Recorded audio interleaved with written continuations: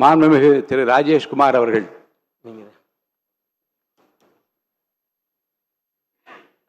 மாண்புமிகு பேரவைத் தலைவர் அவர்களே, அன்பிற்கினிய சட்டமன்ற உறுப்பினர்களே, 17வது தமிழ்நாடு சட்டமன்றத்தின் புதிய பேரவைத் தலைவராக போட்டியின்றி தேர்ந்தெடுக்கப்பட்டு பதவியேற்றுள்ள திரு ஜேசிடி பிரபாகரன் அவர்களுக்கு தமிழ்நாடு சட்டமன்ற காங்கிரஸ் கட்சியின் சார்பிலும் எங்கள் நாடாளுமன்ற எதிர்க்கட்சி தலைவர் மக்கள் தலைவர் ராகுல் காந்தி அவர்களின் ஜனநாயக கொள்கைகளின் வழியிலும் எனது மனமார்ந்த வாழ்த்துக்களை நான் தெரிவித்துக் கொள்கிறேன்.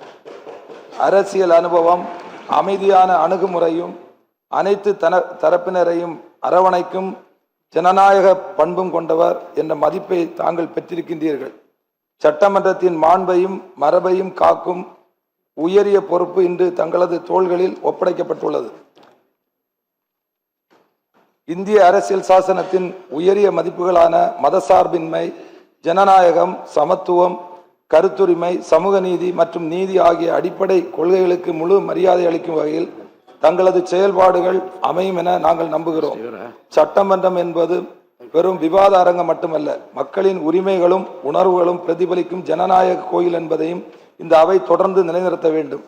ஜனநாயகத்தின் உண்மையான வலிமை எதிர்குரல்களையும் மதிப்பதில் உள்ளது என்று எங்கள் நாடாளுமன்ற எதிர்க்கட்சி தலைவர் ராகுல் காந்தி தொடர்ந்து வலியுறுத்தி வருகிறார். அந்த ஜனநாயக உணர்வையும் அரசியல் சாசனத்தின் மாண்பையும் பாதுகாக்கும் வகையில் ஆளும் தரப்புக்கும் எதிர்க்கட்சிக்கும்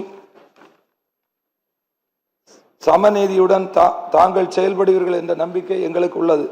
பெருந்தலைவர் காமராஜர் கூறியது போல், பதவி என்பது அதிகாரத்தின் அடையாளம் அல்ல, மக்களுக்கு செய்யும் பொறுப்பின் அடையாளம். அந்த உயர்ந்த எண்ணத்தோடு மக்கள் நலன் சார்ந்த ஆரோக்கியமான விவாதங்கள் நடைபெறும் சபையாக இந்த அவையை தாங்கள் வழிநடத்துவீர்கள் என நாங்கள் எதிர்பார்க்கிறோம்.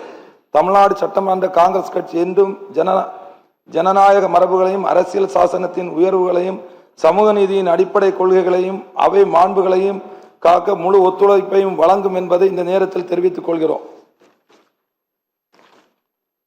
மீண்டும் ஒருமுறை மாண்புமிகு பேரவைத் தலைவர் திரு ஜேசிடி பிரபாகரன் அவர்களுக்கும் அதேபோல் துணைத் தலைவராக நியமனம் செய்யப்பட்டிருக்கின்ற மதிப்பிற்குரிய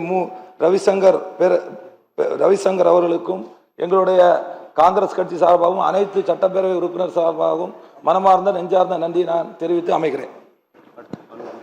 அடுத்து